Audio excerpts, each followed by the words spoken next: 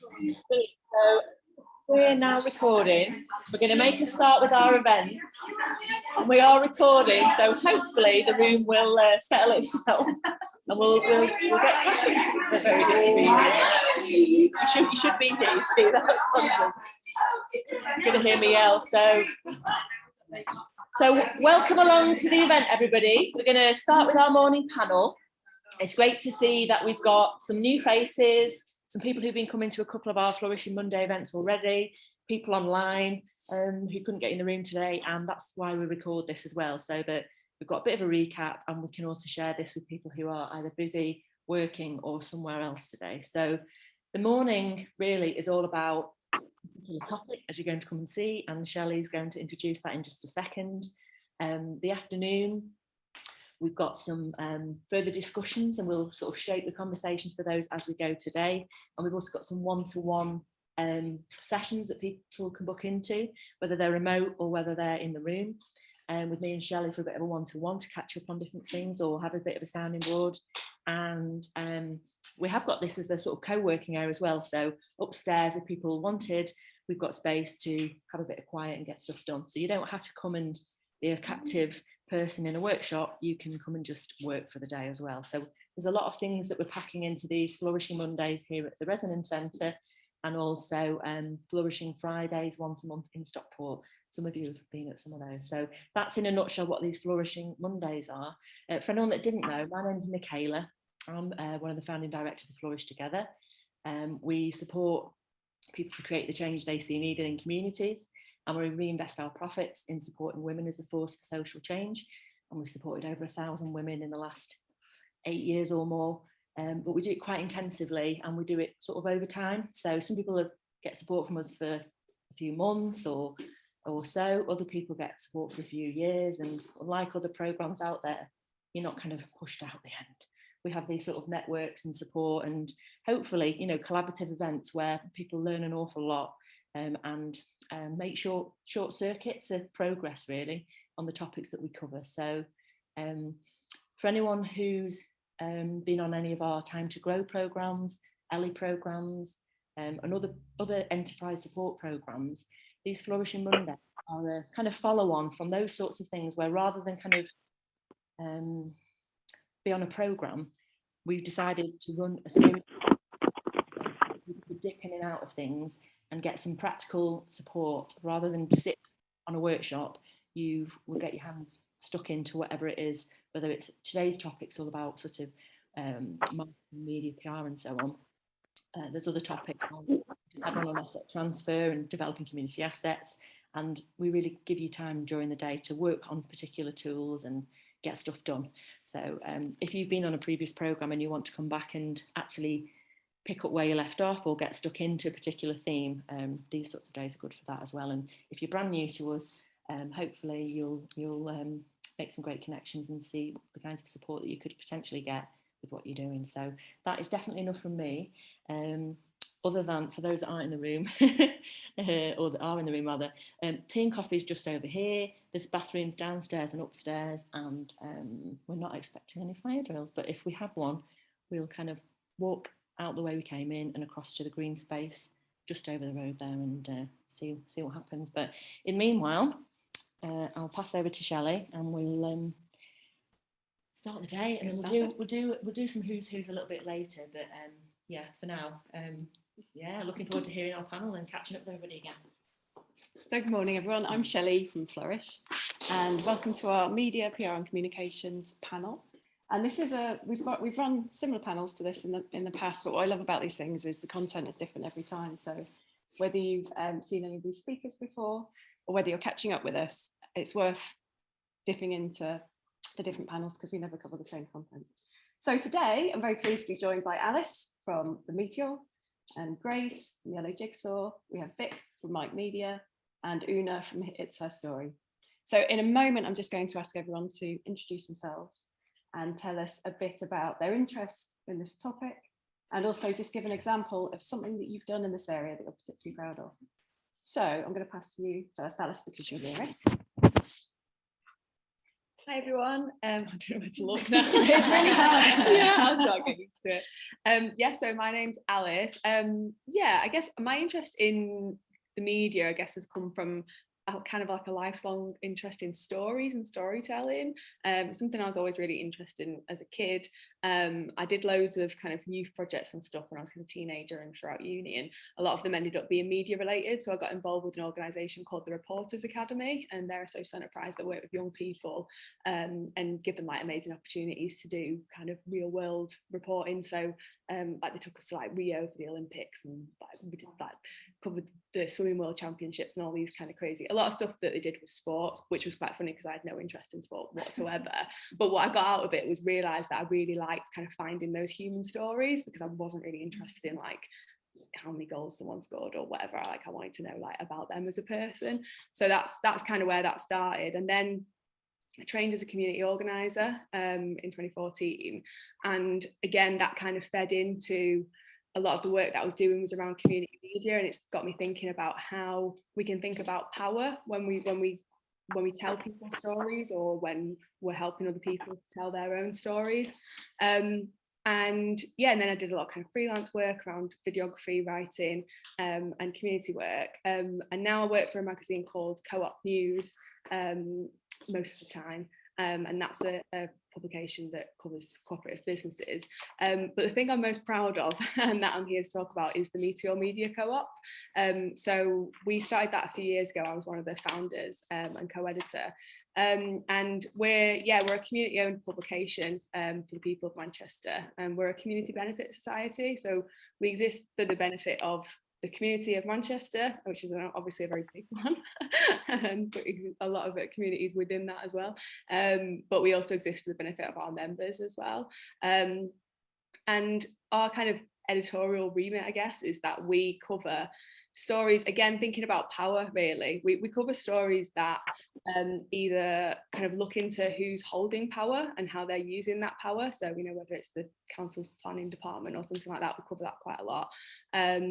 Or it could be the flip side of that, which is who are the people in Manchester's communities that are working to build power in communities. So we cover social enterprises, other co-ops, campaign organisations, activist groups, stuff like that.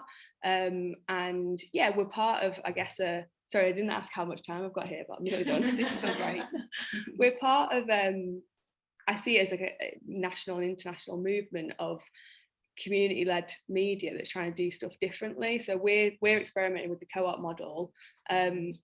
We want to figure out whether that's a way of doing media differently that might be able to build more trust with communities, because we're more accountable because of the structure that we've got and the way that we do things in a kind of with the cooperative values and principles. And yeah, part of kind of a resurgence in strong independent media in Manchester as well. So yeah, that's me. Thanks.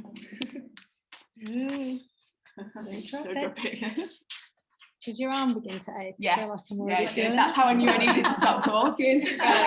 That's the limit. Mine's like 2 seconds again.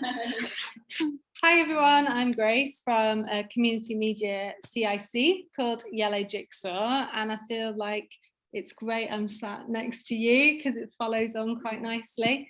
So it was set up by myself and my colleague Kirsty about 6-7 years ago now. Kirsty was a journalist at Manchester Evening News for many a year before that. And then I met her whilst we were both working at Alzheimer's Society.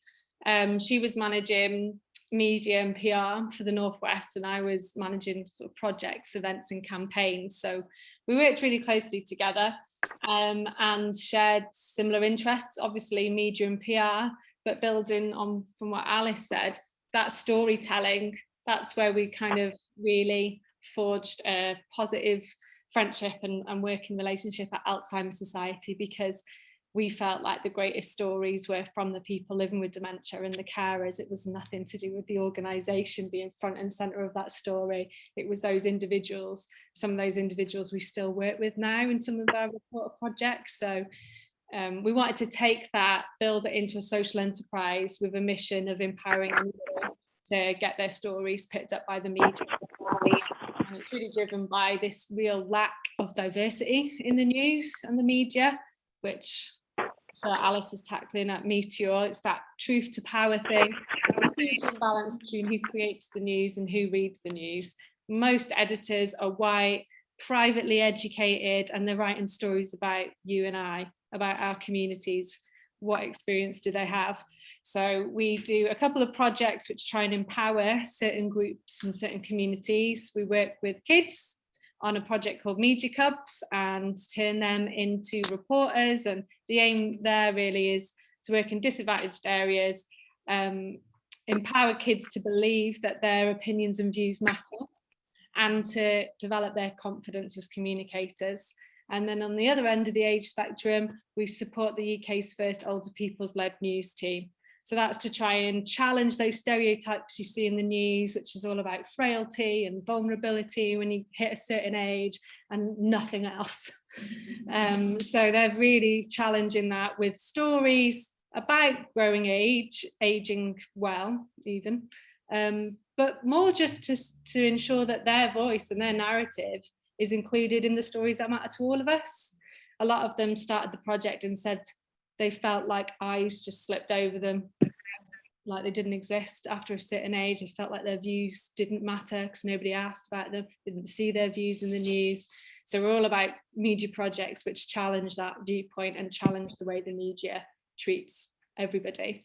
We also work with organisations to empower their staff, their beneficiaries, their volunteers to have the skills to tell the stories that organisation has. So it is from the ground up rather than the organisation setting the agenda.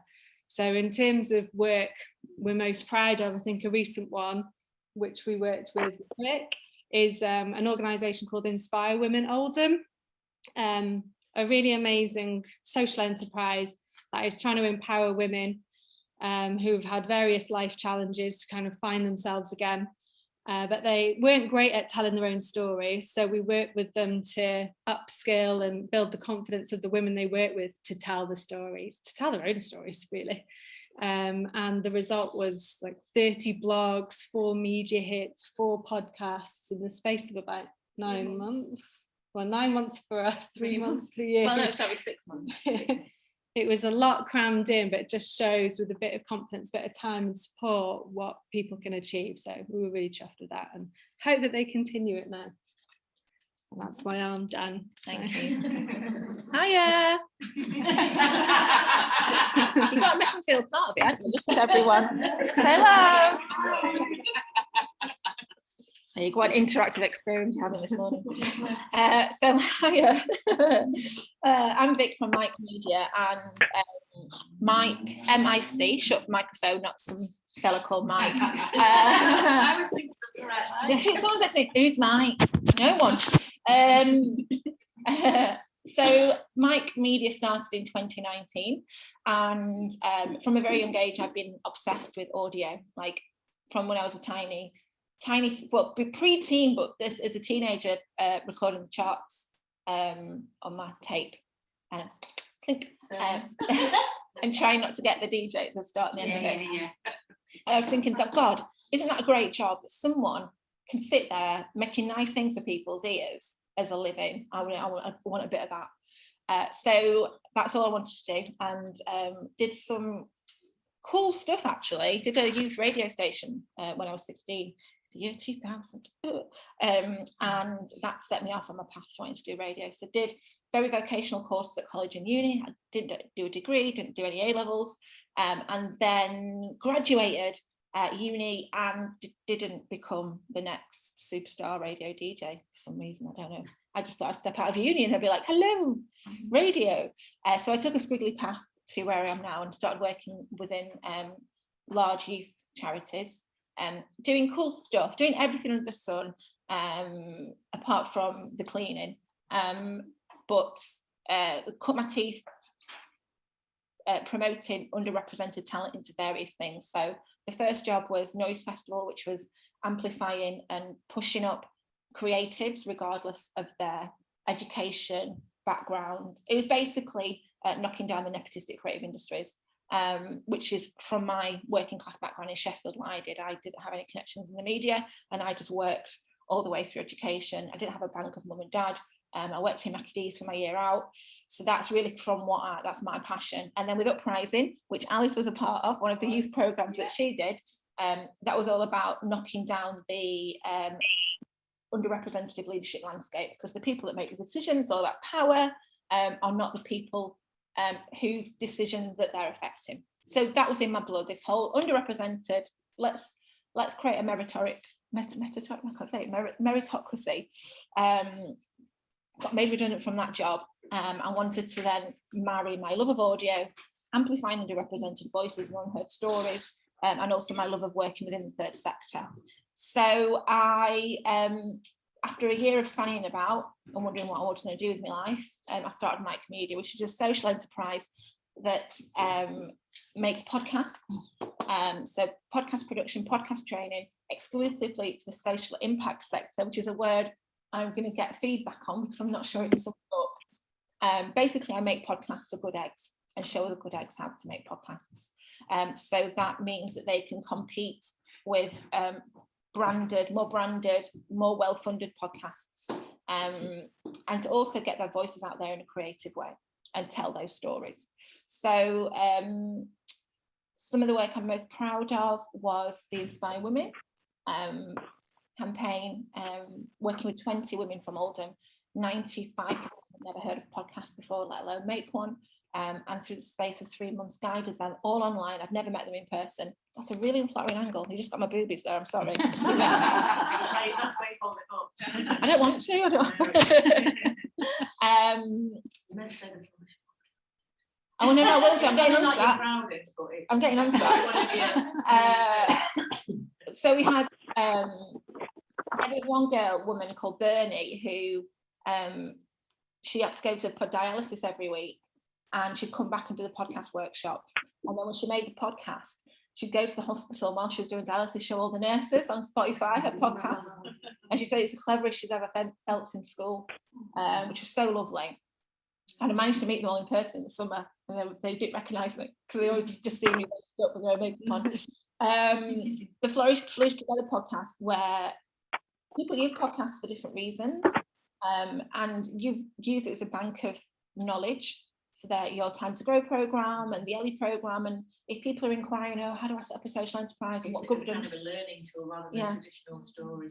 And you've signposted people to those podcasts. And then this year, worked with the National Football Museum, and they wanted a podcast series that A, featured objects of the museum, B, trained up their bank of community producers, 4 female diverse community producers, and then C, the ultimate goal was to get more female football collections and pieces for their collection into the museum.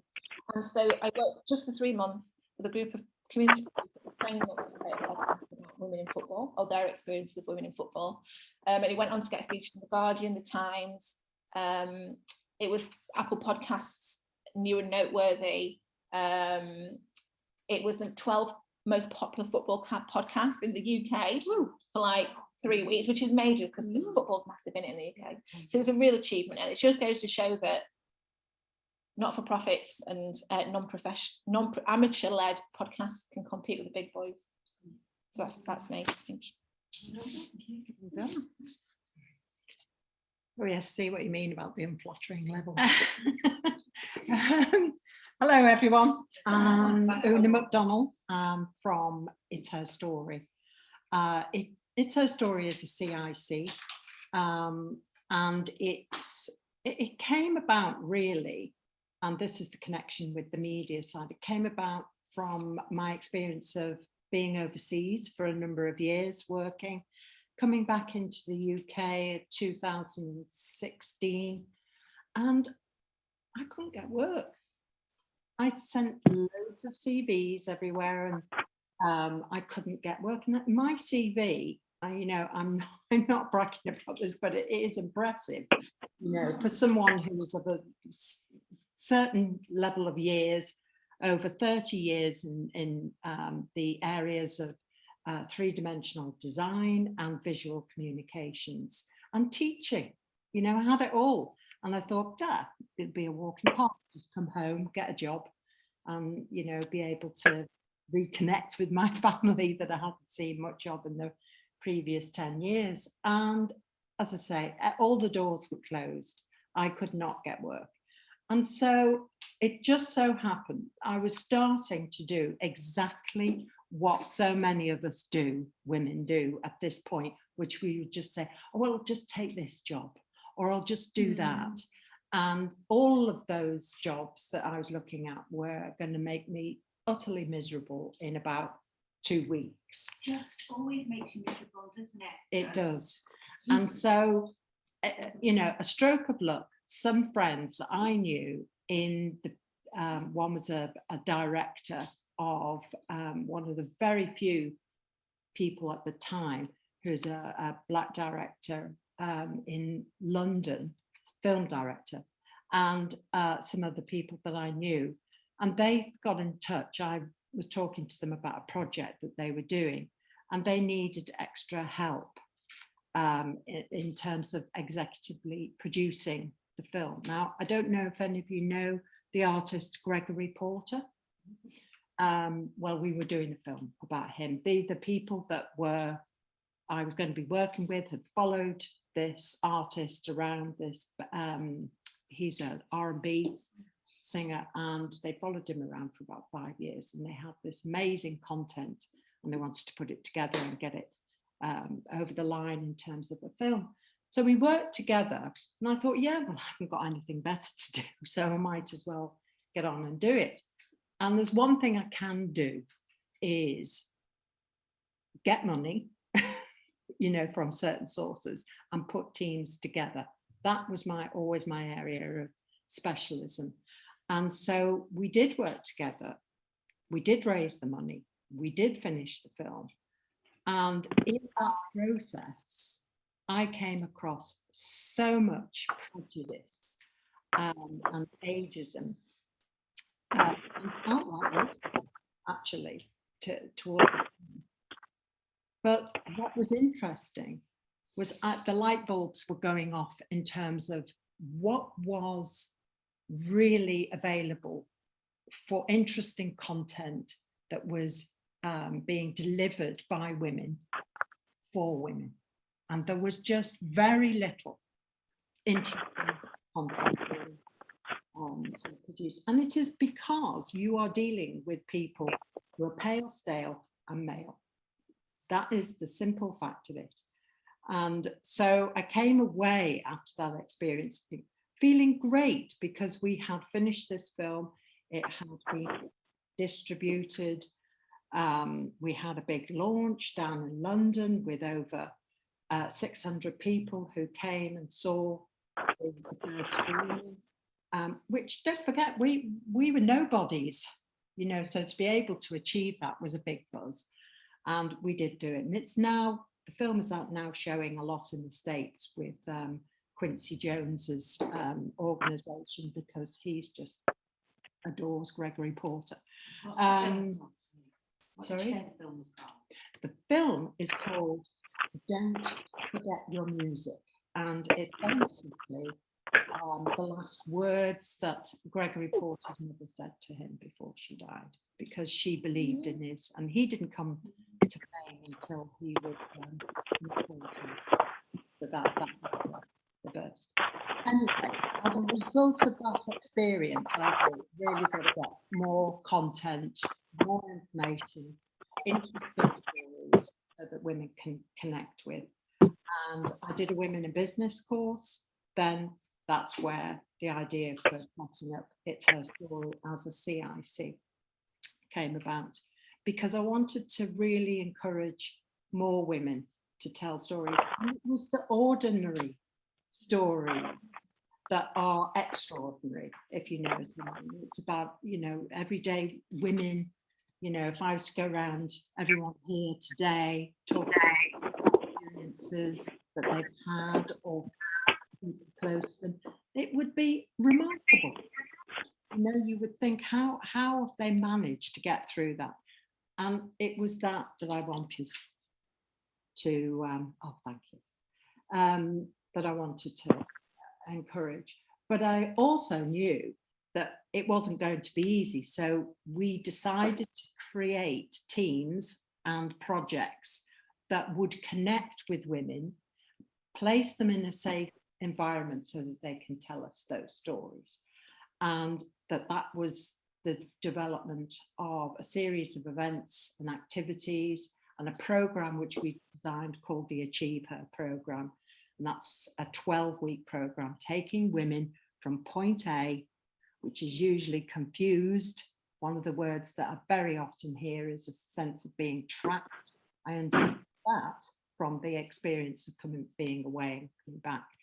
And so the Achiever program, I would say, has been definitely one of my personal success stories, because that has helped over 340 women to go on and be in a position where they are enjoying what they're doing for 90% of the day, as opposed to being miserable. And we actually work now with the projects that we do. We actually work with quite a few of the women who've set up themselves in terms of designing our merchandise and virtual assistant work, promotion work as well.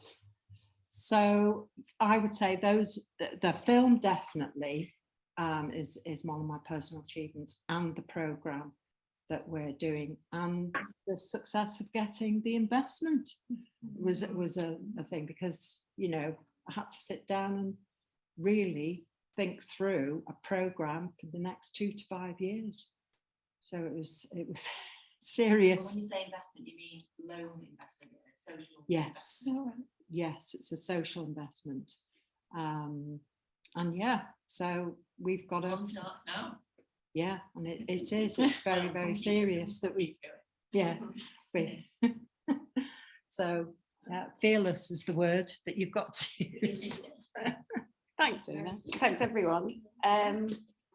So there's a really common thread from everyone on the panel today about people telling their own stories and empowering people to tell their own stories. And obviously we've seen a transformation in media over the last 10 to 15 years where people can tell their own stories. But the flip side of that is that media and communications is massive.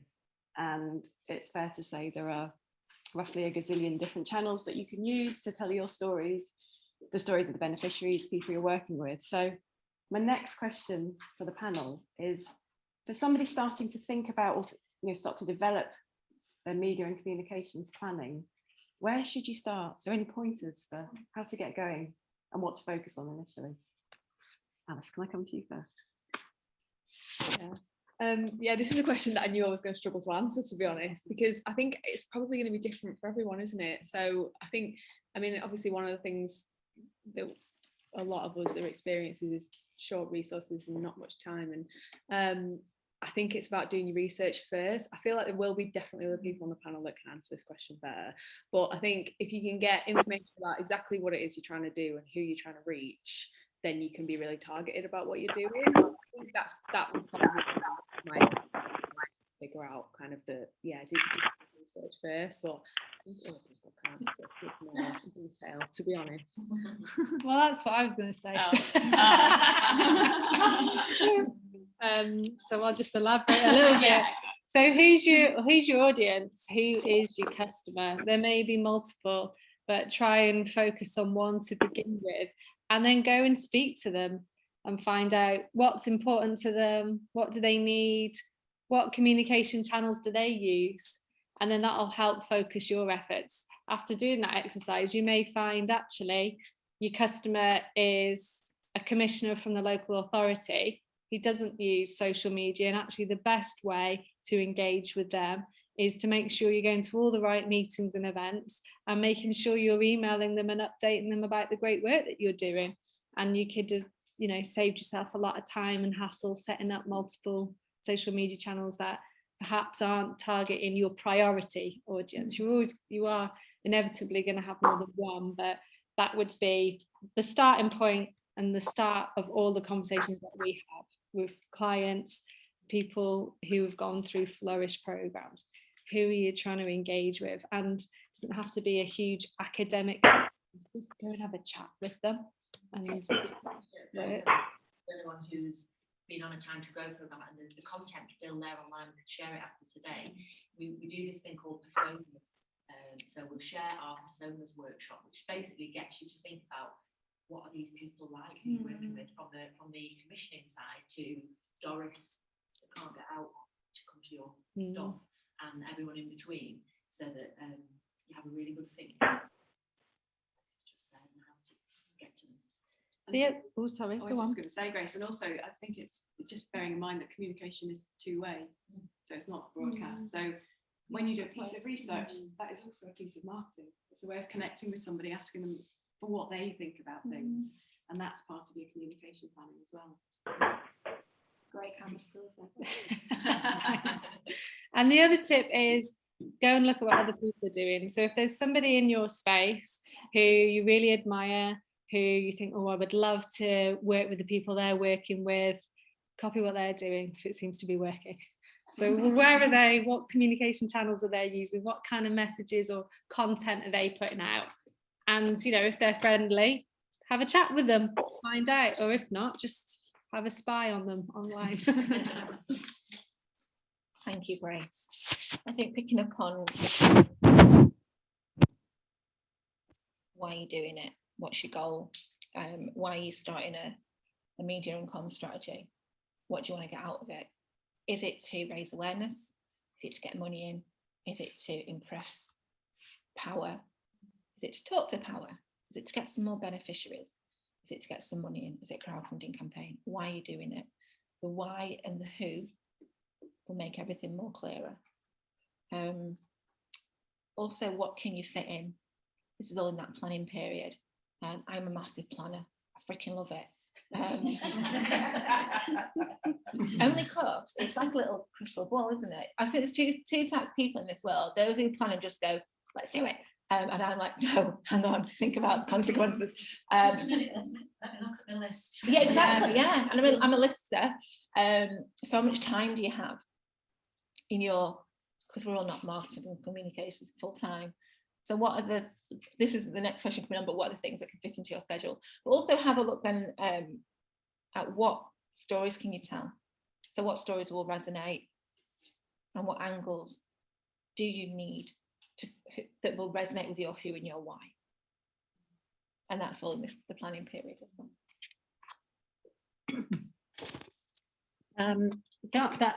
This is such an appropriate question for us at the moment, in the sense that we have just made this, as a result of obtaining this investment loan, that we've decided to look at creating an online trading community of women, female entrepreneurs in the Greater Manchester area, and that's what we're working towards now.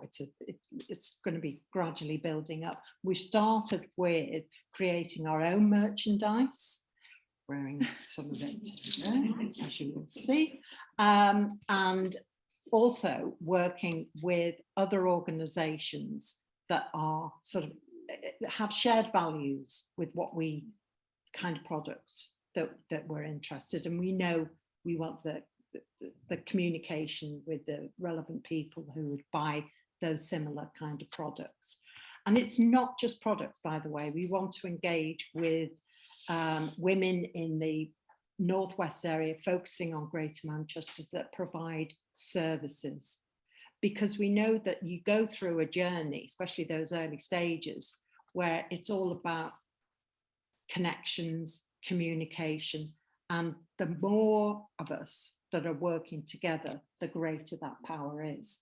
So that is the logic behind what are creating our online platform. And we've secured, as I say, the investment funding is primarily to focus on that, and obviously some other business money-making opportunities that we can do as an organisation. But that's why we have now created ItsHer.uk, which is the community of women. The ItsHerStory, CIC, is the non-profit that is the machinery that goes and gets funding to facilitate part of these. But ItsHer.uk is this growing community of women. Women who are in business, women who can incentivize and influence in terms of career prospects, in leadership, whether it's in governance. You know, we still want to connect with women in the Northwest that do that. And in terms of the challenges that we've had really for PR and communications, well, you would think I would be reasonably clued in, but I was still, no, it is an ongoing journey, and you cannot underestimate how much value and how necessary it is to have a really good, strong, a strong brand, you know, is the key. We're not talking just a great logo here. You've really got to understand the meaning of your business and who you can connect with, and inventive and creative methods of connecting with that group. I can honestly say we have reinvested. I had money, you know, within the organization, and it was quite a big chunk of money that was reinvested in promoting this next phase of our business, because clearly as a CIC, as in any business, it's about sustainability as well. There are a lot of risks to it, there's no doubt about it. You know, some mornings I'm scared shitless. I wake up and I think, oh my God, what have I done? What have I done? But, you know, the thing about women in business, I keep coming back to this, and it's evident so much in our Achieve Her program when we're working with women, is that we are conditioned to be risk averse. You know, it's all about being very safe. Oh, think of the family, think of, you know, keeping that roof over your head and keeping everybody well, you know, mental health wise, physically, nutritionally. And we forget about ourselves and building something that we're really going to be happy with throughout until whatever time you stop wanting to work. So that is really the real meaning of what we're doing, and trying to keep communicating that for women to be encouraged to pursue passion and purpose. Thanks, and actually, just keep on the computer Just for a second. So I think, as Alice just touched on, time is a real issue for anyone setting up, running their own social venture. So any thoughts on how people know where to focus their efforts, so that we know where to start now? So thinking about the audience, thinking about the why and the who, why we're doing this, and having real clarity rather than just posting 6 times a day because somebody said that's a good rule of thumb. So how would you prioritise, and do you have any time-saving tips for people who are pressed for time? Oh gosh, if I did have all those answers, I'd Just some of the answers. We don't want rolled out of the park by now, wouldn't I? I think definitely, as I say, be extremely as organised as you possibly can. I would definitely say that. I think the tip that Vic says about being organised, making lists. Yeah, you cannot be too organised about it. But of course, obviously, there is a point where you've got to put those lists into action. And that's where, as I say, the get a really good sort of collaboration or connection or support network around you. Women are great at really supporting each other and urging us on, and that's what we need to do more of. So it's being a bit fearless, terribly organised, and just, yeah, taking a punt. You know, we talked a little bit about this last time we met up, and we said some people said, oh, I was just winging it, and I've always said it's not winging, it's a calculated risk that you take. And we should believe that we are, women should believe more that we are capable of doing that. Men do it all the time. I see it in my own household between, you know, my son and my daughter. The guys will just say, oh yeah, I'll tackle that when I come. And the girls, you know, we look through everything and we say, oh no, I can't. I'm not going to do that because I can't do that one thing. I suppose it's prioritising, isn't it? Yeah. And having that self-belief as well. It that- is. Which can be very scary. Well, I'm at the beginning, so I feel that it is for me. Having that self-belief that yes, things may not go according to plan because life isn't like that, but you can get back on course or steer yourself to a new course. And your community will steer you as well, won't they? Because that's the thing, we are maybe risk averse, but when we come together, women, we're powerful, aren't we? Whether it's a sounding board that you've got that can keep you on course, as your immediate, whoever, board or group or mentors, mates, whoever, or whether it's the community that you work with through market intelligence. Yes. Sorry, I don't know if you're supposed to just keep speaking, if that's okay. And I think for me personally that I haven't had a network of women, you know, I haven't, probably not even on one hand, well, I have now because I've got a new group, but just knowing where to turn to.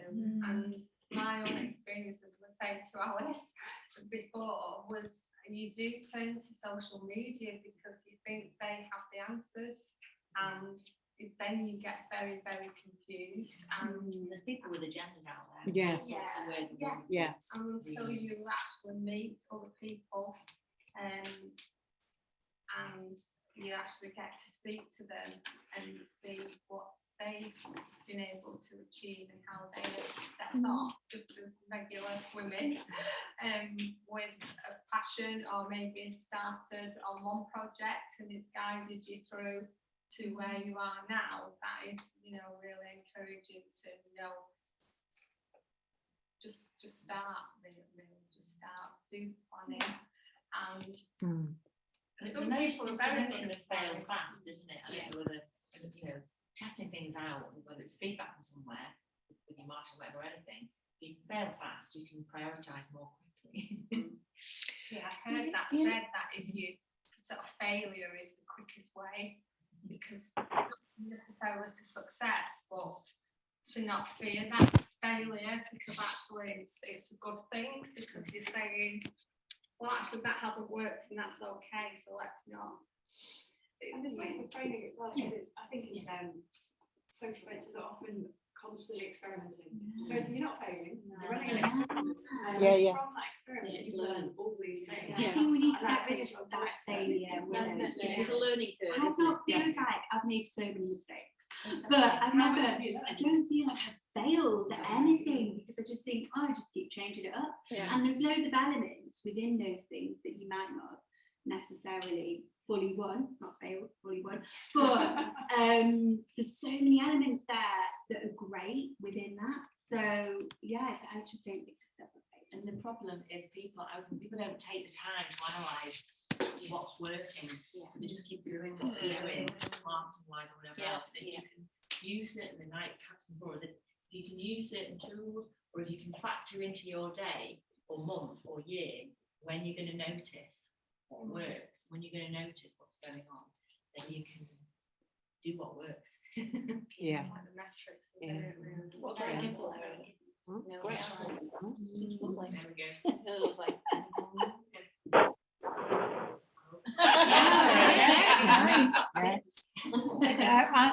I agree completely with the fact that having a network of support is vital. And if you, and this is why so many organisations like Flourish, like us, have created programmes where it brings women together from all sorts of different backgrounds and skill sets, and the connection means that you're getting all these different viewpoints. You're almost testing your idea all the time, And I actually don't believe in failure. It is part of the journey, whatever it is. You know, in some cases, especially if you've got a great support network around you, if you decide to change track or you see something that is not working, you're being kind of responsive, and you're listening to what the advice is, as opposed to just powering on, which a lot of people do, and then that something catastrophic happens and they can't get up again. That's the thing that you need to avoid.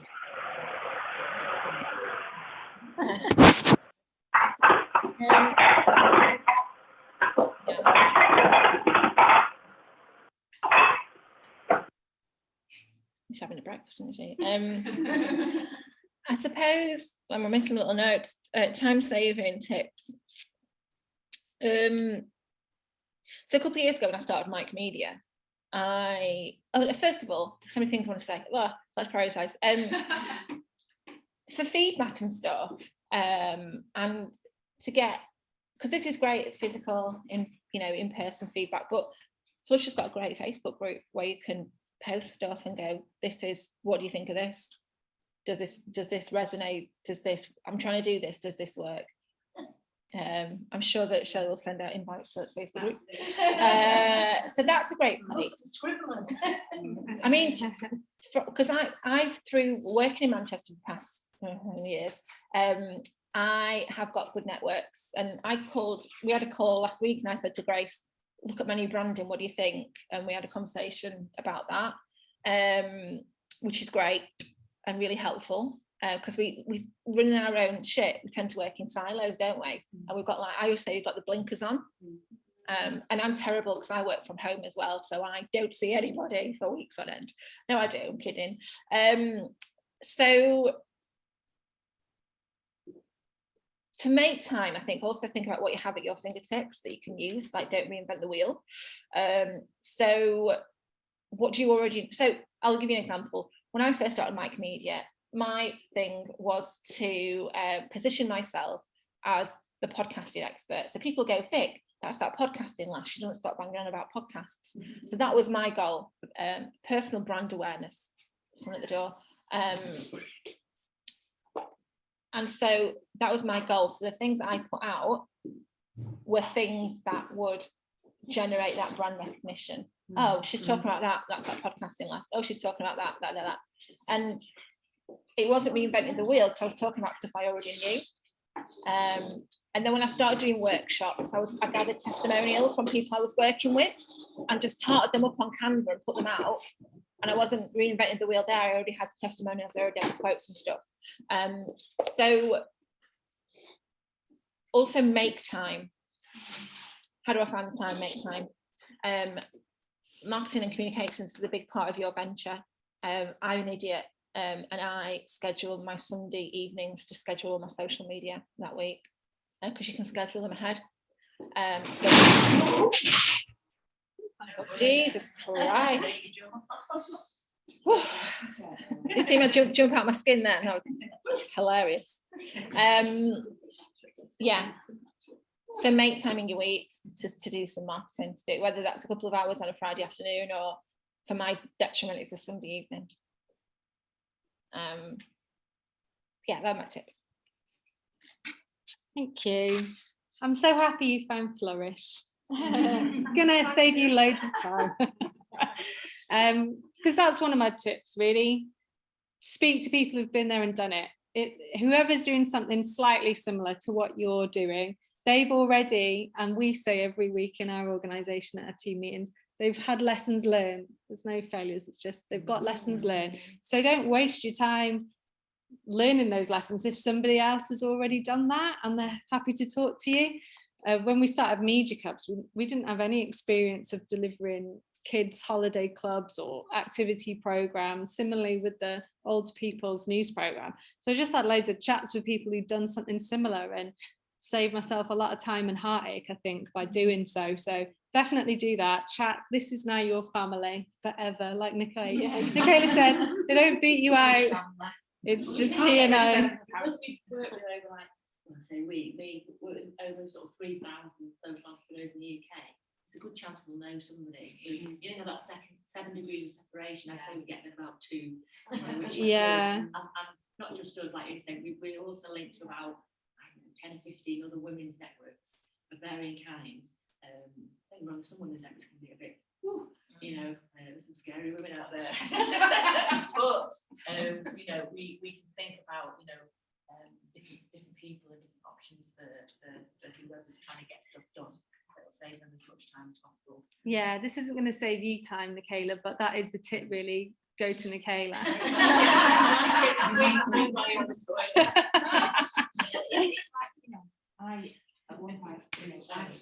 I'd be scared to ask. Yeah, and I was completely the same. But then the people that you approach are usually, in my experience, really grateful for the opportunity to share, because they probably haven't had the chance to reflect or think, oh yeah, that worked really well, and they can learn from you as well. And yeah, go to Nicola, and Nicola's really good at going, you should speak to this person. There we go. That's who you need to speak to. Also the network as well, as you get to know more and more people, you'll have people, I mean, you know, Reach out directly. Grace ask each other. There will be people you can go to directly, or you can put a shout out on the Facebook group. Be brave and do it, and it will pay off. And people 99% of the time are really nice. My other tip is kind of building on from what Vic said about planning in the time, but also doing things at the time. So you're at this event, have you connected with each other on social media if that's what you need to do? Have you taken a picture that you can then tweet if that's what you need to do at the event, at the project that you're doing? Like, you have the power of your smartphone, so whenever you can just do things there and then, I really advocate for that and try and remind our team to do it.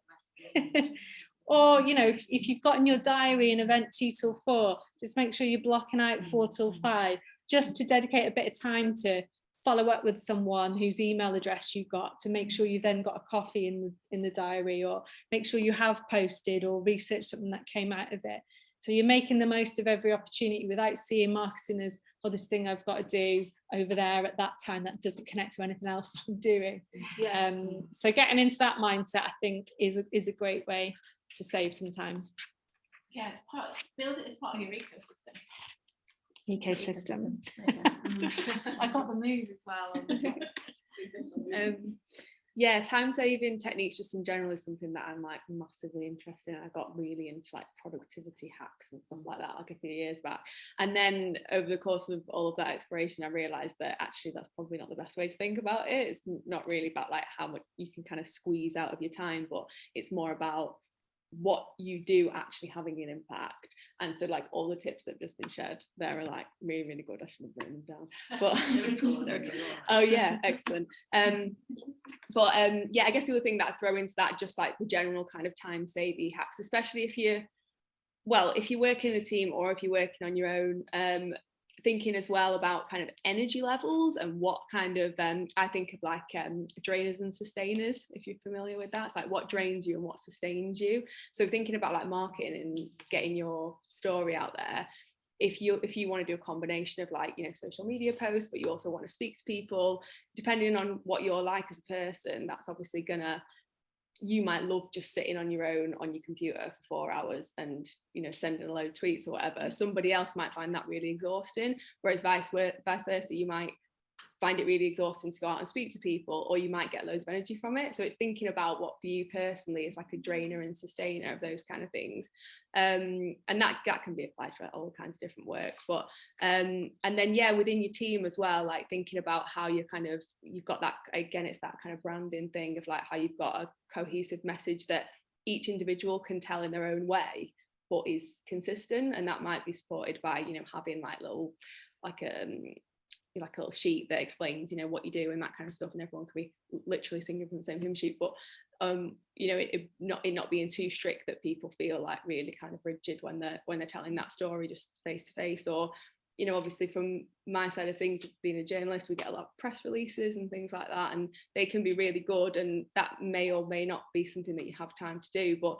just developing relationships with local media, whoever it is that you want to kind of see you, but thinking about it in terms of it being a relationship with either the organisation or individual journalists, and building that relationship up. And the nice thing about there being so much kind of hyper-local media and different kind of niches of different like subjects that different, you know, websites or publications cover now, is that you can look for those publications, and I am one of them. Obviously, the Meteor, contact us, come and speak to us.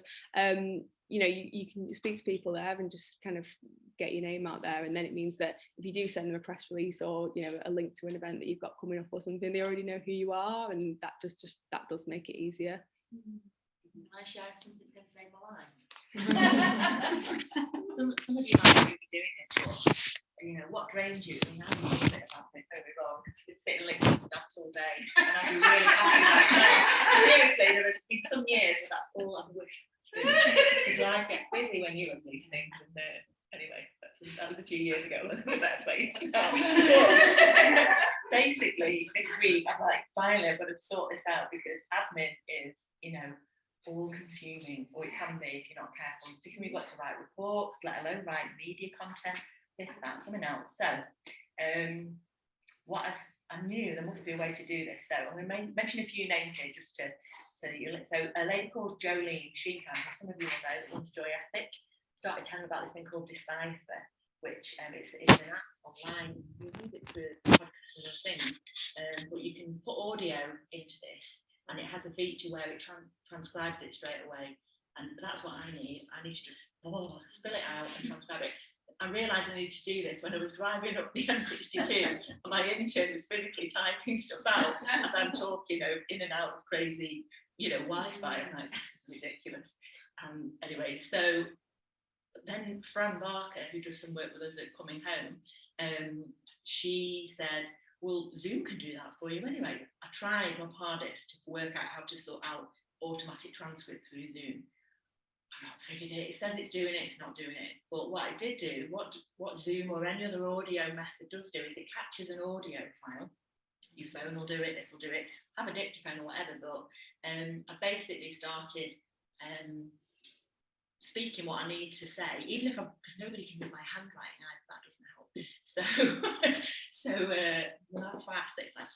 So I can, even if I read my own notes out, it's a hell of a lot quicker than typing it up. And automatically, once you in Word now, there's a little button where you just upload a Word file. It says dictate, and you either dictate live or you put you've got nods here.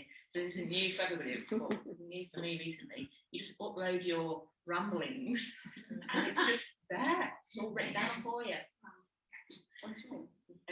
You can, a Zoom file or an audio file of any kind, whatever you saved as your note taking, you can then upload that now into Word, and it will automatically have it as your waffle note. And granted, you know, if you've got a really broad Wigan accent, like some of our network do, it's a bit, you know, bit of jiggery pokery to get it looking neat and tidy, but in the main, I was like, yes.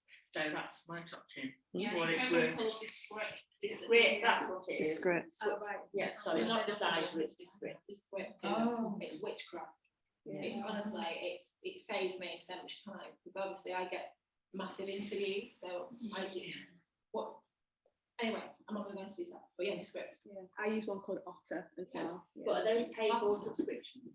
So Descript, You can have 3 free a month or something. yes, but always with these things, when you sign up for them, tell people you do not for profit discount. I'm a social enterprise, I'm a CFC.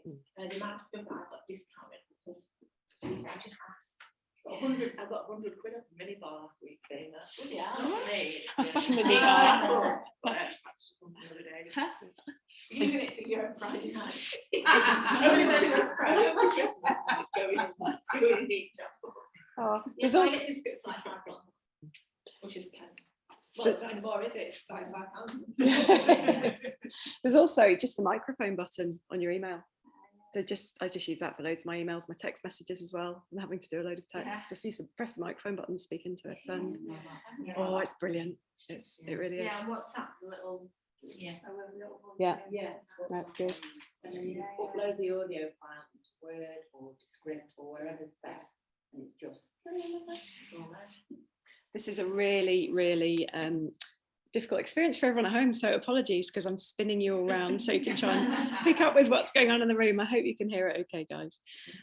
Also, I just for people who haven't been to Flourishing Mondays before, we've also got these one-to-one sessions in the afternoon. So as I think lots of people touched on, ask somebody who knows or who might know someone who knows. If you've got anything you just want a sounding board, bit of advice on, whether it's a survey you've put together, a bit of branding, just bring it along, book in with Michaela or I in the afternoon, and we can have 20 minutes and we can just feedback on whatever. It can be anything. Like, I don't know where to start, anything. So yeah, my next question for the panel is about effectiveness. So how can we know what we're putting out there, what we're doing is actually working? Alice? Again, this is the one that I'm like, anyone got any answers to this? Yeah, I think, well, I'm kind of picking up a bit on what I've just been hearing people say, really, about the kind of combination of, I guess it's either like quantitative and qualitative. So like, you know, if you can get stats and things of like who's coming to your website or who's reading your social media posts, stuff like that.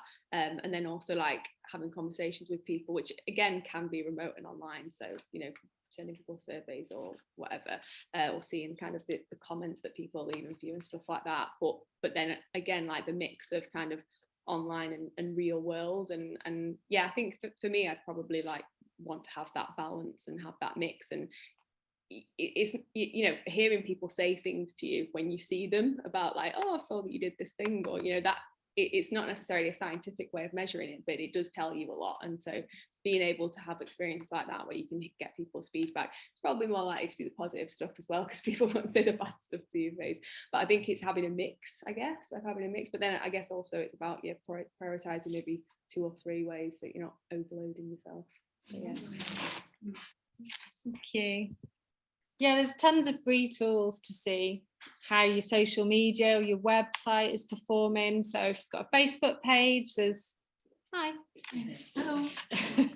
There's Facebook Insights, Facebook Business Manager, and Twitter will give you free insights. There's a little kind of like graph button under your tweet to show you how well it performed.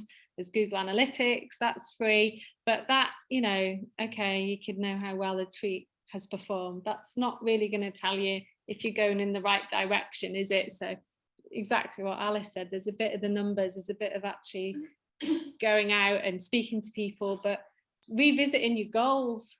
As Vic said, what was your first step? Setting your goals. What did you set out to do? Was it more beneficiaries? Was it more bums on seats at your next program? Was it more money? So how's that going? You can even ask them if it is bums on seats, where do they come from? Yeah. And then you're like, it's working. Seriously, as well, like, you realise like you've seen what you've done and you shared it with what group. So when I got to like a recent young people's group where they found the information from, I realised I've been posted on some group that I'd never been posting on Facebook. So I guess it's that, just asking these questions gives you loads of ideas. Yeah. So for me, it's, am I having enough meetings with the right people who are either the leads, so the customer that I want, or they're in the inner circle of the customer, and then I know I'm getting closer. So it's not, frustratingly, it's not going to be right, I'm going to do X, Y, Z in my media and my marketing, and I'm going to get X, Y, Z result. It has to be a bit more subtle than that, I guess. And like, no, it isn't. And don't lose faith if at first you're not seeing any results, whether it is engagement or whether it is people taking you up on that offer. We've had leads that have only come into fruition 6, 9, even 12 months down the line, but we've kept in contact with them, whether that's social media or email or networking with them and, you know, meeting up for a coffee. It takes that length of time with certain things. Really does. It's kind of frightening when you realise that actually you need to be able to finance yourself for a good year or 2 with what you're doing before you see it's a bit like being a plumber, isn't it? You've got, business grows over time. Yeah. I think we're kind of fortunate with CICs and social enterprises. If you're lucky enough to get some funding for a program, you might have funding to deliver a program, but that is also funding to help you to get the content, build some relationships and keep in touch with them, so that when that person needs something like what you do in 6 months' time, they're going to think of you. So use every funding opportunity to kind of milk the overall goal of your organisation. That makes sense. Have I got anything else? No, just the free tools, but also just bear in mind what your goal is and check in with yourself. Yeah, just a thank you, I appreciate that. Yeah, I'll just lead on actually from that time thing. What I say to podcasters is be consistent, show up. However, I'm awful. I take too much on. I do too much marketing to my own detriment.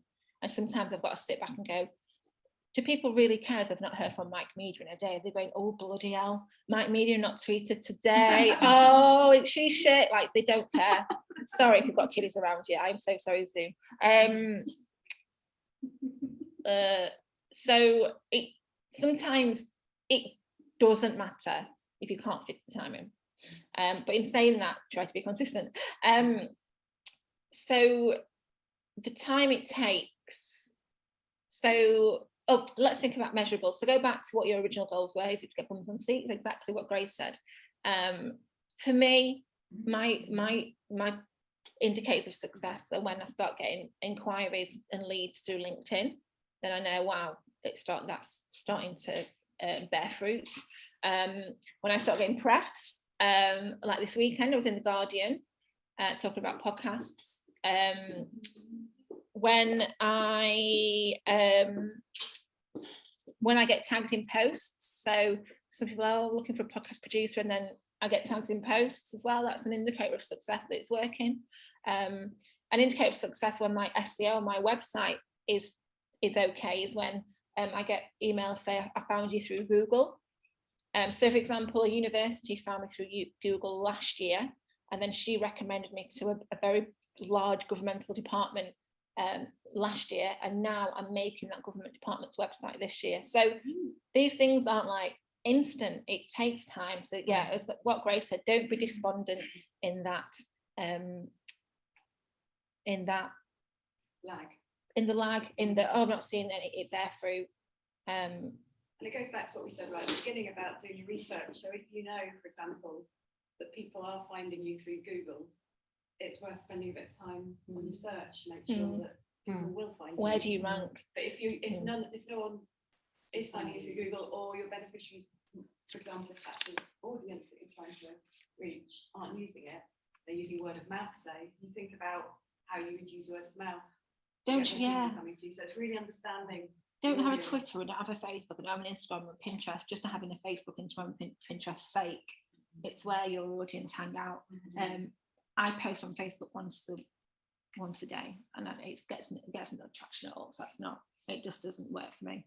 And that's having a Facebook page. It's just my audience are on LinkedIn and Twitter. It's that time to notice though, isn't it? And I say to people, if you can't be bothered using Twitter and it's not your thing, still have a profile page. Still have a profile, yeah. People back to your website, because there'll be a lot of people who are looking for you on these sites. Yeah. We don't do much on Instagram or LinkedIn. We use Facebook and Twitter more. The others might put more effort in, but and have them link people from can your website. find us from the others, even if we're not like telling people things. Can I just chip in and say, never underestimate the power of passing it on from person to person. Totally, word of mouth is the biggest way. And you know, it's the weird stories that you hear. I was round supporting someone to develop their stuff. You'll know Amy and Mel from Twisted Trees, if you've been on some of our recent Elio Times programs, and they heard about us through the school gates, where they've a chap called Ross, who I've met twice, who's some manager at Lloyd's TFB, who sits on some forum somewhere, business development forums. Ross told them at the school gate, oh, you need to talk to Nick. That's amazing, isn't it? It's so good. What have we done? So if those things happen, you know, and you wouldn't really, you kind of know that sort of stuff by passing, but if you don't ask, how did you hear about us? Consider those word of mouth. I would say it. Consider those word of mouth moments then, and when people are searching for you or going on Facebook, are you there? So are you in the places, even if it's just a holding page on Facebook, because you don't update very often. And it's also going back to what Oonagh was saying about the importance of having a strong brand, and a brand is basically just a promise of consistency. So what is it you do? Can you say what you do? Could somebody else say, and will somebody else say, oh, they do this? And you know, Alice mentioned maybe having a style sheet. So we're getting it down. This is what we do. So somebody else can pass that on and say, oh, you need to talk to them because they do this. I think I want to go back to the saving time thing. Sometimes we take a lot of effort in creating a blog post or something like that. And you'll know this. Milk it. I call it milking your content. So from that blog post, what other things can you milk out of it? You can take a nice quote out of it and make a nice pull quote from Canva. You graphic with a pretty you could do a little video of yourself. Do a little video of yourself talking about the blog post. Maybe split it into chunks, have part 1 and part 2. So think of ways that you can milk your assets.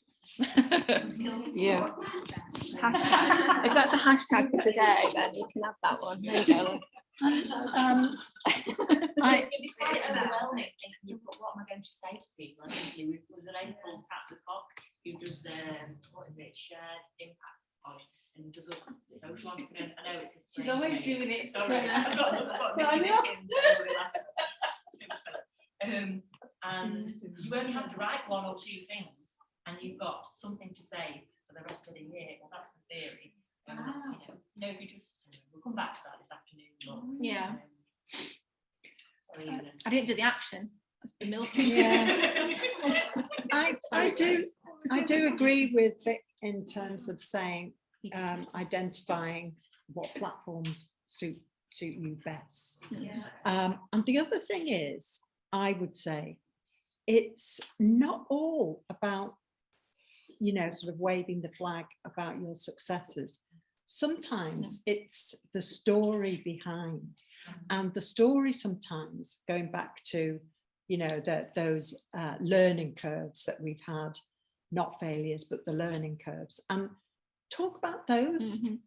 Because every time you put something up like that, there'll be hundreds of businesses or organizations or women that go, oh, thank God somebody's done, because if you looked at social media, you'd think everyone was just brilliant. No one cares that you're amazing, you know. And people want to know when you're not amazing. I want to know that bird sat on your head. I want to know that. Yes. I don't want to know Yes. that something went well. Yeah. It's not shareable, it's not likable. So I would say take people on the journey. And you don't, I understand that. I hate the idea of doing a video all the time. You know, you go look at bloody Instagram and it's full of people talking about how marvelous things are. But you can put together a little, really using simple apps with little videos that are a combination of images, and they work. People do enjoy them. And as I say, talk about the real stuff, the real challenges that you face. Yeah. You know. Well, I think no one's mentioned TikTok here. and yeah. So that's it's really helpful, you know. But don't use a modern song because you get credit banned. That's a learning curve. Oh, right. What song? Well, we were listening in the group a bit about, what songs should we have? And someone was like, let's have this really well-known recent song. And I was being risky. And then we did it anyway. And then we were like, no, you're banned because you're not allowed, you're not the right song in your video. Well, not the you end know, of the I world. had to constantly think carefully about what stuff I'm putting out and what I want to boost. For example, I find it quite challenging boosting anything. If I had a photo of me like this on Instagram, Facebook, no. So you've got to box clever. Yeah, but anyway. Miranda Some Hart's other- got some videos of her with hats and other merchandise. They're just so funny because it is just like she kind of hates doing it, but she's finding the fun in doing it in a really obvious way anyway. You know, I like that. So what I think we're going to do is finish up on some examples, and then we'll have an opportunity to ask questions, and if anyone out there would like to ask a question, just pop it in the chat. But I'd like to hear from the panel as to just some really great examples that you've seen of things that are effective, that work, that talk to the audience, you know, that from the CSC sector. Yeah, I think there's a few different organisations that came to mind thinking about this that I don't necessarily know what it is they're doing behind the scenes, but they just seem to have like a good kind of a really strong image that you can kind of see, okay, I understand what they do and I understand the kind of the vibe, I guess. I don't like that word, but I had to use it. I couldn't think of a different one. And the ones that are coming to mind are like, there's a few different co-ops in Manchester. So there's like Unicorn Grocery in Chorlton. It's got like a really strong brand. And I mean, if you go to the shop, it all looks really nice. And if you speak to them, they kind of, you know, they know what they're talking about in terms of the food that they sell, and also the ethos of them being a co-op. I've written articles about them before, and they're really easy to write about because they just have like all the information on their website, and you know, send really good kind of information that's very easy to understand. And they are also like quite accessible to be able to chat to them and stuff. They produce like guides and stuff as well for other like food co-ops that might want to set up. So it's kind of, I guess, that thing that you were saying about positioning yourself as like the expert. Yeah, and I saw them at an event yesterday actually, the Chorlton Great Get Together, so they're doing kind of like going out with the shop and speaking to people as well. So that was an example that came to mind. Also Acorn Renters Union as well, so they help renters that are having problems with their landlord, and they're very kind of like community building organisation. So they will basically rally all their members, they're a membership organisation, they'll rally all their members together to go and like effectively picket like landlord offices and things like that, or they'll help stop evictions and things like that. And that's, those kind of stories are obviously really powerful, and they share their action basically. So as they're doing it, they just share their action, and they wear red, they all wear red t-shirts. They actually hosted the Enough is Enough rally at Manchester Cathedral, and that you could just see all the red t-shirts around the cathedral, and that, I mean, that event that's like massively powerful, isn't it? Yeah, and the logo is an acorn, the idea being that mighty oak grows from the acorn. And yeah, so there are a couple of examples that came to my mind. Thank you. I've got a few which hopefully offer some good tips. So the first one is a social enterprise based in Salford called Beyond Empower, run by a lovely lad called Ben Andrews, and the organisation is all about making mainstream services and places more accessible for disabled people. So why would a person with a disability want to go to a standalone group when they might just want to go to the gym? So let's make that gym more accessible. So the lesson I got from his, well, it's not actually launched yet, so maybe keep this to yourselves. He's doing a brand relaunch, and it's a lesson about getting the most, milking your assets, milking your content. Instead of just having like a blog or a social media post for himself to put out as Beyond Empower, what he's done is created what I call, but it's an email really, it's a content pack. So he's going to send to all of his partners, all of his friends, like you would send to all of your friends in this room now, template social media post to post and tag in Beyond Empower on the day of his relaunch. And he's offered a few suggestions of what they could post, and they're all commitments of how those friends of his could commit to doing things differently for disabled people.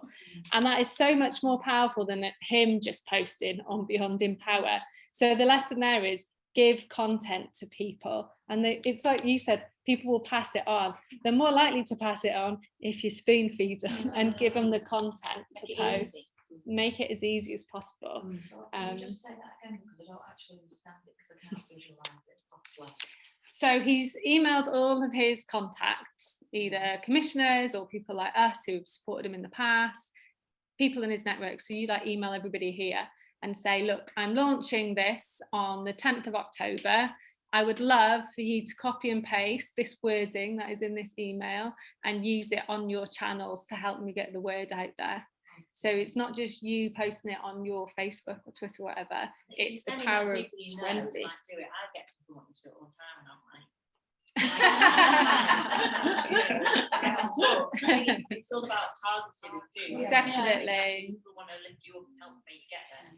And when it's like a one-off thing as well. Exactly. It's a one-off thing for launching, and it's got, you know, a great social message, and it's all about empowering, but it's about, we're going to pledge this. Exactly. That's what's been really then they're engaging. kind of like, they're engaged, and they're in it. And I learned something from the tips that he put in. I was like, oh God, yeah, we should definitely be committing to Arial 12 font and this, that and the other, like really simple things that you'd want to talk about as an organisation, say that you're going to commit to doing. So I thought that was a great example of turning content on its head and giving it to other people. Pledges as well. That's good. Yeah. Then you're like, oh yeah, I think it's Arial 12. Yeah, in my emails.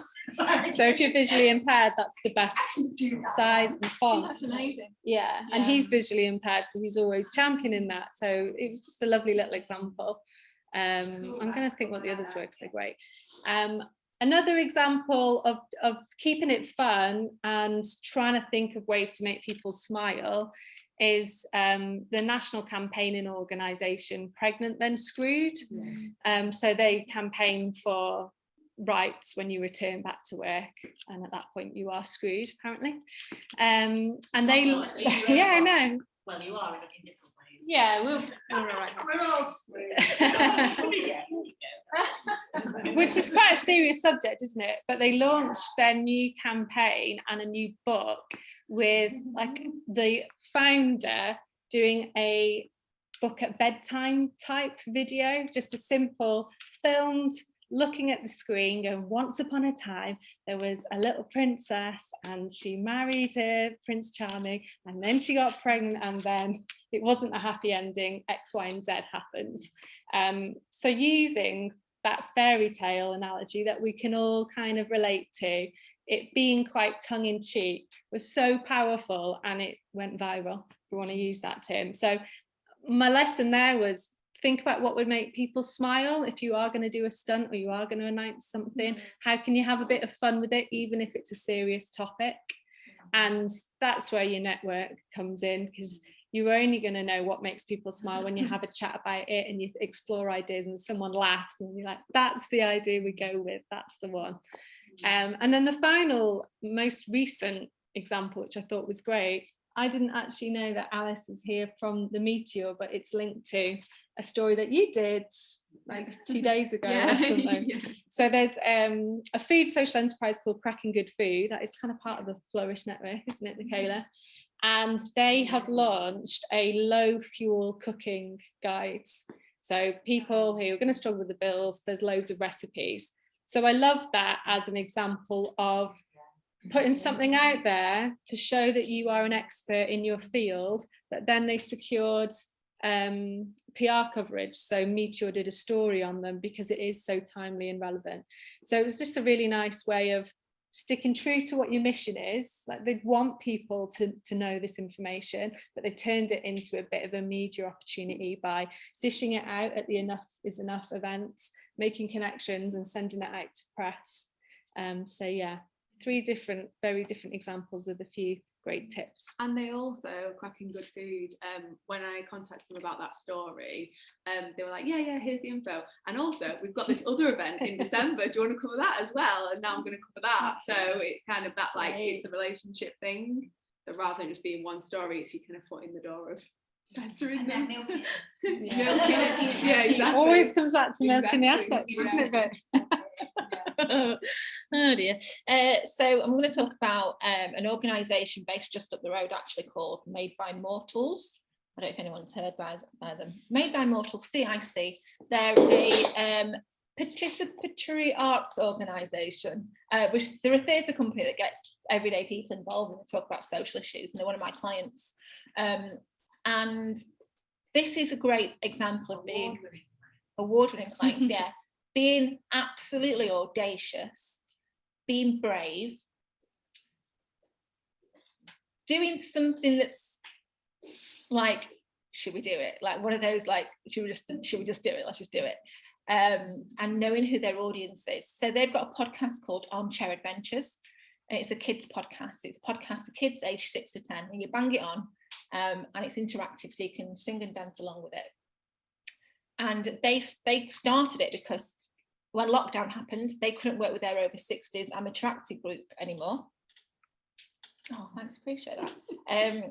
And also they noticed in their community in Ashton that the community was falling apart because families couldn't get together. So they created a podcast voiced by the old people for children. And it's stunning. And they brought me on to say, look, we don't know how to market our podcast. So I helped them identify an audience. And when they started getting traction for it, because it's got such a great backstory as well, I said, right, well, why don't we just send letters to all, like, some really notable people and get some recommendations? And then we've got that as part of the offer as well. So we got a letter back from Prince William, and so we can say now it's been recommended by Prince William.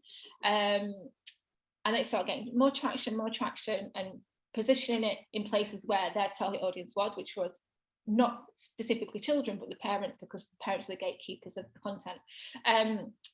So put them forward for British Podcast Award this year. They won bronze. This tiny little company in Ashton won a bronze podcast award, the best family podcast. And then tomorrow they're going to be announced as the very first kids podcast on all Virgin Atlantic flights. Oh, it's amazing, isn't it? So, and that was just me going, that's the Intro Adventures, yeah. So I just thought, bugger it, let's just email them. So yeah, that's an example of just being audacious and not reinventing the wheel. They've got a great story. It's a kids podcast. Where's the audience? And every summer, thousands of kids go to Disneyland on Virgin Atlantic flight. So that was the idea behind that. That's good. Wow, that's nice. So their new series comes out next week. So we've timed the release of the press release for the Virgin Atlantic with the timing of the release of the new series. I hope we'll get loads more hits to the podcast. So yeah, that's my example of it. How you can be really tiny but still have a massive impact. Well, not being a sort of PR media company ourselves and needing the services, I tend not to be as geeky and sort of knowledgeable as the rest of the panel members here. But there are two organisations that I have often gone to see how they're doing in terms of the projects, how they're connecting, how they're engaging with their audience. And one is Manchester-based called Feel Good Club. I don't know if you guys have heard of them. They've got pretty major. And the other organisation, from a very early stage, I've followed them and seen how they have built up, is a media company called Galdem. And I watched them grow in a way years back, and how they were building and connecting. And it's interesting that both organisations are run by gay women, highly creative. There's just a gift that's there within both organisations, and a knowledge and a real understanding of their audience. And there's a fearlessness with both, but particularly with Galdem. And it's a younger generation of women. They were based in Bristol. The majority are from minority backgrounds. That was really important for them to sort of promote and connect with that. And they've just taken off. And their content is amazing and really quirky. The stuff that if anyone here, were thinking about, we think not in a million years is that going to get any traction at all. No, because it's them, they do it. And I really like that. Yeah, and I'm constantly looking for inspiration from organizations that talk and and handle really serious issues, particularly around women's mental health, physical health and well-being, equity, access, removing barriers, anything like that.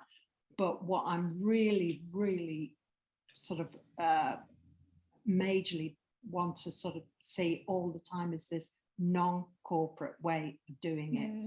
Anything that smacks of a corporate website, I'm sorry, it just switches me off completely. You know, I think we can be a lot more imaginative. It's all that authenticity, isn't it? Yeah, yeah. It's like a screen that people hide behind if it's very corporate. Yeah. So that's me. Thank you. And I just think it's really interesting listening to you all speaking about examples that you found really inspiring and that you recommend. There's there's this common thread, which is it's stuff that your audience will find valuable, whether it's because it's entertaining or it's useful. I mean, Oonagh, you touched on this earlier. It's things that they will get value from. It's not stuff saying, aren't we brilliant, we've just achieved this. And it's trying to find that angle, which is who's going to want to read this because it's going to benefit them in some way. Yeah. People don't care about we're this company, we're the village, what are the stories and how can you help? Yeah. I think. How can you enrich them in some way? And that's the stuff that they'll get value out of, so they'll come back, but they're also much more likely to pass it on, so they're doing that word of mouth thing. It's got to be human as well, isn't it? You can't really engage with something that's just like, we're great, we're brilliant, because it seems a bit sort of unachievable and attainable. And I think, so if somebody's like, yeah, you know, we're human, we're doing it, we've learned lessons, then you can engage with that and think, yeah, that's achievable. I could be you. I feel represented in that. I was crying last week at this staff and volunteer awards where they got two sisters to tell their experience of their mum dying and how the hospice had helped their mum. And you kind of think, oh, I can imagine how hard that is for them to stand up and thank the staff, but I guess they wanted to say thank you, and then the staff remembered this is why we're all here, this is what it's about. It's not about we look sounded in. We've got this number of volunteers who've been doing this many years. It's about those little things, those little ways in which we develop that family. Yeah, absolutely. So we have got a little bit of time for any burning questions or questions that aren't burning, but are just questions. But anything you'd like to ask the panel while we're here, and also everyone at home. I'm just Jean's saying she'd be interested in having podcast training, so we can talk to Vic about that at some point. But has anyone got anything they'd like to ask the panelists? Anything? For me, so I've got Twitter, Instagram and Facebook, but I need them all linking together, so I'm not going on each one to post what I need to post. I don't think you do. Never post the same thing on a group. Okay. You can still link them though, as in you could use something like Hootsuite, which is a scheduling tool. Is it still free? I think so, yeah. Yeah, like Buffer, or do it straight from Canva, where you then just go into Hootsuite and you then schedule your posts for the different platforms. But they don't do one post and go, okay, 2 p.m. Wednesday, Twitter, Facebook, Instagram. Change them. Yeah. And sometimes it's the same people that are liking it, so it's the peer permission. I think I just like this. I'm sure I like this. I've seen it. So I've seen it. So from Monday, I'm doing a post about listen to the Flourish podcast. It's amazing. On Wednesday, so I'll post that on Twitter on Monday. On Wednesday, I'll post that on Facebook, and then on Friday, I'll post that on LinkedIn. So it's a staggered approach. Very rare will you see me doing Flourish Monday, Twitter, Flourish Monday, Facebook and LinkedIn. Yeah. I think also it's from my perspective as somebody who didn't, that was quite new to understanding social media, different platforms. It became evident to me that Instagram has a very different audience from Twitter. Twitter is really, if you want to find out about stuff, you find out through Twitter. It's instant. Really interactive as well. It's like sort of you know, Be a blessing and a underground curse, that. But So, ultimately, it's that, and it's also the budget holders. Lots of people go, oh, I can't remember. Like, well, anyone with a budget might be on Twitter. I know they might not, but I know in my world, my budget holders are all on Twitter. Do you find that you get, I find Instagrams are very good at being in Instagram, but do you ever find that people go from Instagram to other content? I find people will never click anything and go elsewhere. Instagram, there's a bit of an overlap with Facebook sometimes, but connect. I'm not sure that that's a great move really for them, because I think people are a bit suspicious on that. I think probably out of all of the platforms, probably trust Twitter a bit better than most. So what would you use? What was your advice to use?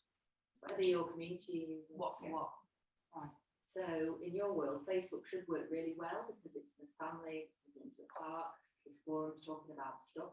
So to get information out about your events, or when's the next repair thing coming on, or follow our campaign about how we're taking on this community asset and help us and crowdfund, that should all work well. But Twitter as well, will scooping up all those people who are either using Twitter to find things, or who are your support networks, or your funders, or your commissioners, or people who do research, local councillors, they're all on Twitter. Yeah.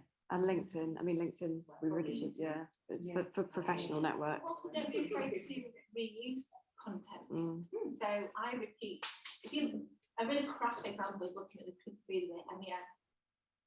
They'll repost the story about 3 times every day, but it'll be staggered again. So it won't be like man eats dog, man eats dog, man eats dog. It'll be man eats dog, woman fights a bear. You know, it'll be.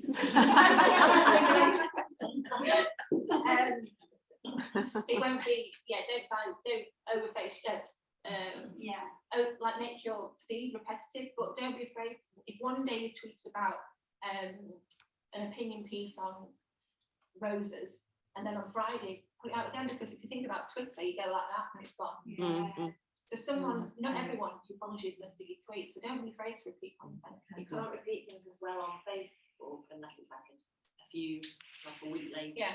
But certainly, Well, you can put it in your stories and stuff, can't you? Yeah, I report stuff in the stories. Take what you put on Instagram, bring to your story. I'm always collecting content as well. Like today, I took a picture of that beautiful green patch. One, next week I might say, I had a great time at that place in Clayton. That's as well, I think it's really important thing is don't just put out your own stuff, you need to share, and it's really important to interact with other people. I find that on Instagram, sharing other people's stuff, they see you, then they look at your stuff, it's just. Well, it kind of gives you some of this stuff as well. I had a Twitter handle for like 3 years before I had posted tweets. People who know me on Twitter wouldn't believe that. I can't believe that. And I'm like, who the hell wants to listen to what I've got to say? Why would they bother doing this stuff? And I had to give myself a reason as to why bother. And so it was like, well, it's letting people know about Flourish events, things and stuff. It's letting people know about other wider social enterprise stuff, because I sit on a lot of forums and boards about that stuff, and it's showcasing women change makers. And if I can do all of that, every now and again you might see me eat my tea, but very rarely. It's normally social enterprise dinner, if it is. It's a HM pasty, or it's some vegan whatnot. I think all you eat is HM pasty. So she's just because she's repeating that content.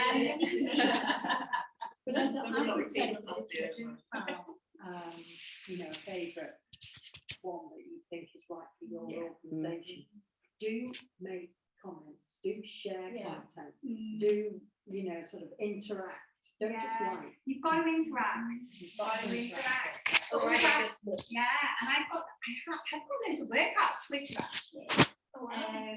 Just like people have just like messaged me about work and stuff, which has been great.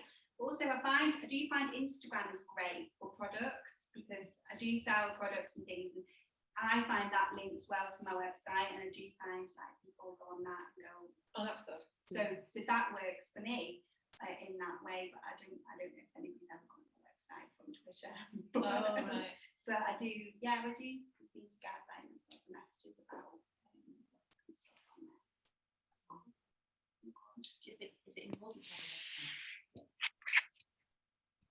I think it sets you up as a professional organisation. A lot of people that just do use their Facebook page. So that's your page of your group, of your personal profile. But websites are very easy to set up nowadays. Gone are the days of using Dreamweaver or GeoCities. You can go on Wix or Squarespace Or WordPress. And you can just update the content yourself, but you can just have a couple of simple pages. Yeah. And it means for somebody who's never come across you before, they'll Google you, find you and go, oh, they exist in the real world. They're, you know, they're. And they've got some really nice templates on there. You just go drag and drop your content. Plan it out beforehand, plan what you want to put on it, and then it'll take you, depending on how nifty you are on your computer, it'll take about an afternoon or something. I'm not nifty. Have you got any children? Yeah, but they don't want to. I found I rather take making them my to website made me like- really think about like these, like the whys and everything. Maybe really like tailor down, like What am I then gonna it'll actually what do I do? Because I had to think about it. Like, oh, yeah, that is what. What's your website built on? Wix. How was it easy? Yes. Yeah. Hey, Jen, do it, there you go. But there you go. But sometimes you get what you pay for with these things, and you can write website development into various funding bits if it's not your market. It's not most people's market. And we didn't have a website for about 3 years before. Just that when you know on some funding applications, you know, they do ask what you know. Do you ask? Yeah, they do. Yeah. And just put your Facebook page. Yeah. Yeah, Absolutely. which we do, or Yeah. I'll link it to Step Up. Yeah, obviously there's a lot of my information in there as well. That's been our next move actually. Just need a page. Yeah, it's just somewhere to tell more of what you do, because you're limited, aren't you, on a social media post to how much someone can get to know you. So it's that next step of getting to know you. And I think the idea of building a website sounds really overwhelming, It does, but then when you just go on like Wix or WordPress or something, literally a day just to put a page together, a little landing page so people can. For an organisation like yours, it would save you some time. That the time where it's useful is where you're getting quite a lot of inquiries and you haven't got time to deal with them all. And you can just say, well, the website's got this, this and this, or lots of people might be following some of your campaigns, seeing what happens next. If it makes the press, PR, Nicole, mine, somebody else's life easy to just say, this is, they do this, you know.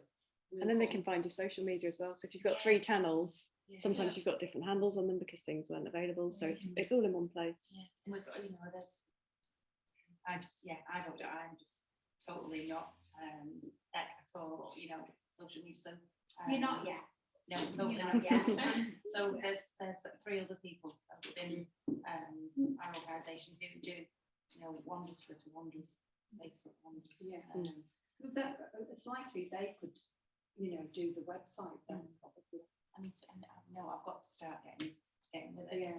I'm doing a bit, you know, I'm not far off 50 now. I need to learn how to do things. I get that. It's not a bad thing though. If somebody else in your team is naturally more inclined, then don't waste your time trying to do No, you know, You can be aware of what needs to be done. Yeah. God, no, don't battle with something for hours and hours that, you know, is going to be. And you've already got most of your content between different flyers and publications that you've already produced. It's just you can draw out 3 boxes and tell them what you want on it. Place the rest with a few pretty pictures and you go. And also make it evergreen as well. So if you don't engage for a long time, then they don't. Yeah. So don't say, you know, we're doing things 12th of July 2022. I think just picking up on the comment that Nick made about putting into your funding applications is absolutely crucial. Yeah, we don't do that. We don't do it enough, or some funders lately won't do, but they'll tell you if they won't fund it and you call it website development training. Yes. And at the end of the day, you can do brilliant projects, but if you haven't got the fund in place to be able to get the message out, then what's the point? And I think that some, like lottery, for example, I think they're a bit more aware that you have to have PR you know, promotion, marketing budget in place. So they wanted to share the tweet, thanks for office, so Yeah, absolutely. I got a dirty email off the recently for not talking about action stations and what we were doing then. I'm like, well, I feel like she's got time to post about fasting or not. yeah. Sometimes you've got to keep things to be action. They tell you when to post, don't they? So any more questions before we wrap up and take a short break for lunch? I've got a question. When are we doing the who's who? So I want to know why. But we'll just with time and with recordings and things, we'll just get as far as we can and then stop recording and then we'll get on and all that. We are due to take a break, but we'll do a very quick round the room in a minute, just so people know who's who before we have a half an hour, 40-minute break. Great. Well, thanks very much to our fantastic panel. That was brilliantly useful and informative. Great. Good takeaway.